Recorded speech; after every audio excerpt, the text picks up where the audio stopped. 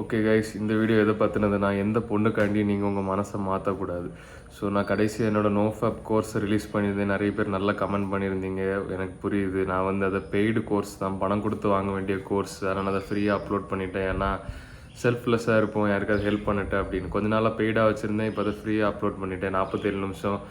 S, உங்களுக்கு ஹெல்ப்ஃபுல்லாக இருக்கும்னு நினைக்கிறேன். அதான் கொஞ்சம் செல்ஃப்லெஸ்ஸாக இருப்போமே அப்படின்னு. நீ அடுத்த கட்டத்துக்கு வேறு ஏதாவது பண்ணலாம், இதை ஃப்ரீயாக கொடுத்துருவோம் அது அப்படின்னு யோசிக்கிறத விட ஃப்ரீயாகவே கொடுத்துருவோம். அதனால தான் கொடுத்தேன். ஓகே காய்ஸ், ஸோ இந்த வீடியோ எதை பற்றினதுன்னா, நீங்கள் எந்த நிலையிலையும் உங்கள் மனசை வந்து ஒரு பொண்ணுக்காண்டி மாற்றக்கூடாது. ஸோ இதை நான் எதுலேருந்து சொல்கிறேன்னா, way of the superior man புக்கிலேருந்து சாப்டர் 6. ஓகே, இதில் காட்டுறேன். ஸோ இது எப்படின்னா, இது சொல்கிறதுக்கு ரொம்ப சிம்பிளாக இருக்கும், ஆனால் இது ரொம்ப டீப்பான ஒரு concept. Never change your mind just to please a woman. அதாவது நம்ம நிறைய பேர் எப்படி இருக்கோம்னா, நான் கூட ஒரு காலத்தில் இருந்தது எப்படின்னா, நமக்கு ஒரு பொண்ணு பிடிக்குன்னா அவளுக்காண்டி எல்லாமே பண்ணுவோம்.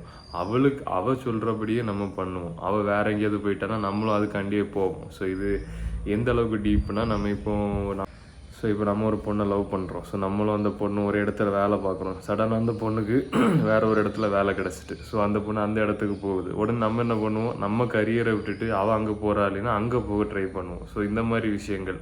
வேறு என்ன செய்யலாம், நம்ம லவ் பண்ணுற பொண்ணு வேறு ஒரு ஊருக்கு போயிட்டா, உடனே நம்ம ஊரில் இருந்தால் தான் நமக்கு பெனிஃபிஷியல். நம்ம பிஸ்னஸுக்கு, நம்ம கோல்ஸுக்கு நம்ம ஊர் தான் கரெக்டாக இருக்குது.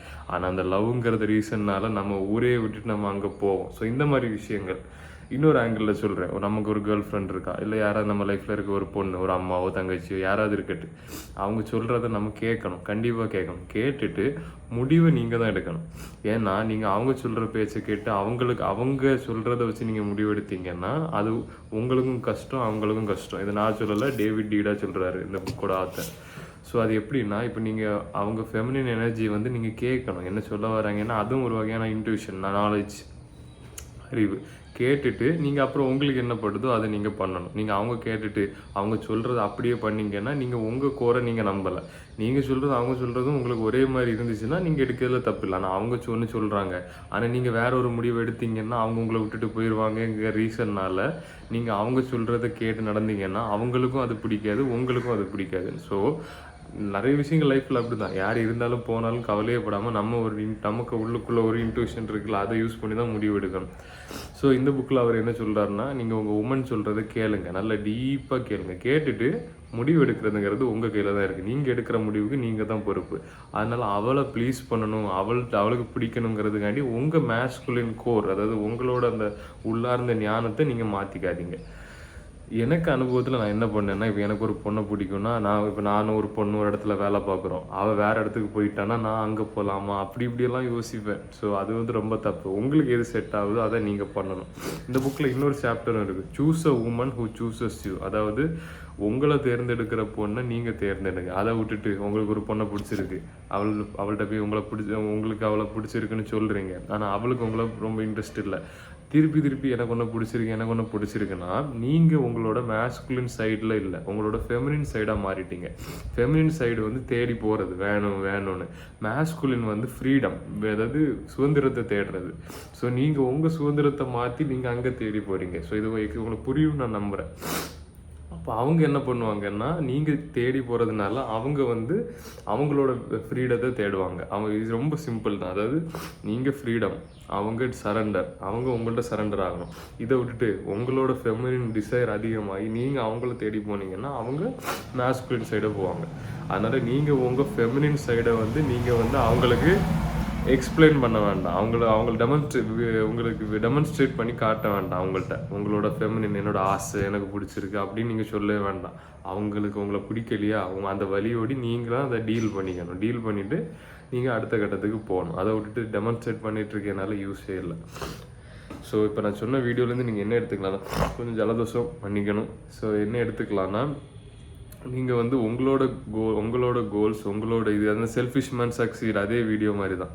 ஸோ உங்களுக்கு எது சரின்னு படுதோ அதை நீங்கள் முடிவெடுத்து பண்ணுங்கள். அதை விட்டுட்டு இந்த பொண்ணுக்காண்டி நான் பண்ணுறேன், அவள் அங்கே போயிட்டாலே, அந்த ஸ்கூலில் அவள் மாறிட்டா, அதனால் நான் அந்த ஸ்கூலுக்கு போகணும், அங்கே போகணும், அவளை பார்க்கணும், அந்த முடிவை மட்டும் நீங்கள் எடுக்காதீங்க. எடுத்தீங்கன்னா உங்களுக்கு அது நல்லதில்லை. ஏன்னா சொல்ல கொஞ்சம் ரூடாக தான் இருக்கும், ஆனால் அந்த பொண்ணு அப்படி யோசிப்போலாம் நமக்கு தெரியாது. ஸோ எது பண்ணாலும் உங்களோட பெனிஃபிஷியனுக்காண்டி பண்ணுங்கள். நான் ஒரு செல்ஃப்லெஸ்ஸான ஆள் தான். ஆனால் நான் லவ்க்காண்டி, ரொமான்டிக் லவ்க்காண்டி செல்ஃப்லெஸ்ஸாக இல்லை. ஒரு பியூர் லவ், காட்லி லவ், அதுக்காண்டி தான் நான் செல்ஃப்லெஸ்ஸாக இருக்கேன். ஸோ எது பண்ணாலும் உங்களோட ஒரு இதுக்காண்டி பண்ணுங்கள். அப்புறம் நீங்கள் அடுத்தவங்கள பற்றி யோசிக்கலாம். ஸ்பிரிச்சுவாலிட்டிங்கிறது வேறு, அது சோலை பற்றி யோசிக்கிறது அது வேறு. அந்த மாதிரி நீங்கள் யோசிச்சிங்கன்னா அது இன்னொரு கணக்கு. நம்ம செல்ஃப் இம்ப்ரூவ்மெண்ட்டில் பார்த்தோன்னா எது பண்ணாலும் முழுக்க முழுக்க உங்களுக்காண்டி பண்ணுங்கள். ஏன்னா உங்களுக்கு கஷ்டம் யாரும் வரப்போகிறது இல்லை. ஸோ செல்ஃபிஷ் மென் சக்சீட் பார்ட் 2 கூடிய சீக்கிரம் வரப்போகுது. ஓகே கைஸ், என்னோட நோஃபேப் கோர்ஸ் கண்டிப்பாக உங்களுக்கு ஹெல்ப் ஆயிருக்கும்னு நினைக்கிறேன். அது ஒரு ஆடியோ கிளிப் என்ன இருக்குது, நான் இந்த வீடியோவில் லிங்க் பண்ணுறேன், இல்லாட்டி அந்த வீடியோவில் லிங்க் பண்ணுறேன். அது எப்படின்னு எனக்கு கரெக்டாக தெரியல, கூகுள் ட்ரைவில் போய் பண்ணணும்னு நினைக்கிறேன். ஸோ அந்த ஆடியோ ஃபைலையும் அந்த பிரெயின் இமேஜையும் நான் கூடிய சீக்கிரம் அதில் அப்லோட் பண்ணுறேன். ஓகே கைஸ், வேறு ஏதாவது வீடியோ வேணால் கீழே கமெண்ட் பண்ணுங்கள். நிறைய பேர் எனக்கு வீடியோ அப்படி எடுத்து வச்சு அவங்ககிட்ட சாப்பிட்ற டைமில் எப்படி பார்க்குறீங்கன்னு நினைக்கிறேன். உண்மையிலே சந்தோஷமாக இருக்குது. நான் சில யூடியூபர்ஸ்க்கு வீடியோ எடுத்து வச்சு அப்படி டைம் பாஸ்க்கு பார்த்துட்ருக்கேன். இப்போ என்னோடய வீடியோ நீங்கள் பார்க்குறீங்கன்னு நம்புகிறேன். ஓகே கைஸ், நான் கூடிய சீக்கிரம் ஒரு கம்யூனிட்டி மாதிரி உருவாக்க போகிறேன். அது எப்படின்னா ரொம்ப அவ்வளோ ரேட் கூட இல்லை, ஒரு 500 600 அந்த மாதிரி தான். மந்த்லி சப்ஸ்கிரிப்ஷன் மாதிரி நீங்கள் பே பண்ணி நம்ம எல்லாருமே அப்பப்போ ஒரு வாரத்தில் ஒரு வாட்டி 2 வாட்டி வீடியோ கால்ஸ் நம்ம எல்லாருமே அட்டன் பண்ணுற மாதிரி நீங்கள்லாம் அட்டன் பண்ணி என்ன கேள்விகள் டைரெக்டாகவே நீங்கள் கேட்கலாம். அந்த மாதிரி நான் ஒன்று பண்ண போகிறேன்.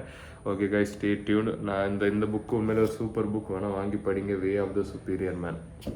உங்களோட மேஸ்குலின் சைடு இப்போ நீங்கள் வந்து ரொம்ப ஃபெமினினாக ஃபீல் பண்ணுறீங்க, நான் ரொம்ப மேஸ்குலினாக ஃபீல் பண்ணல, கொஞ்சம் முடிவெடுக்க யோசிக்கிறேன், என்ன ஃபீமேல் என்னென்ன அப்படி ஒரு இது மாதிரி வரல, மேக்னெட் மாதிரி வரல, என்னோடய எனர்ஜி லெவல் ரொம்ப இதாக இருக்குன்னா இந்த புக் கண்டிப்பாக யூஸ்ஃபுல்லாக இருக்கும். இப்போ நீங்கள் வந்து உங்களோட உண்மையான பயத்தை தெரிஞ்சு அதை நீங்கள் அந்த புக்கில் என்ன சொல்லுவாங்கன்னா உங்கள் பயத்துக்கு நீங்கள் முத்தம் கொடுத்து, அதில் பயம்தான் உங்களோட வளர்ச்சி, அதுக்கு முத்தம் கொடுத்து அதை நீங்கள் அனுபவித்து அடுத்த கட்டத்துக்கு போகணும், அந்த மாதிரி. ஸோ இந்த புக் உண்மையில் ரொம்ப வேல்யூபிளான புக்கு, வாங்கி படிங்க. வேறு எதாவது டவுட்னா கீழே கமெண்ட் பண்ணுங்கள் கைஸ். வேறு பர்சனல் கோச்சிங் யாராவது இன்ட்ரெஸ்ட் இருந்தால் கீழே புக் பண்ணி பண்ணுங்கள்.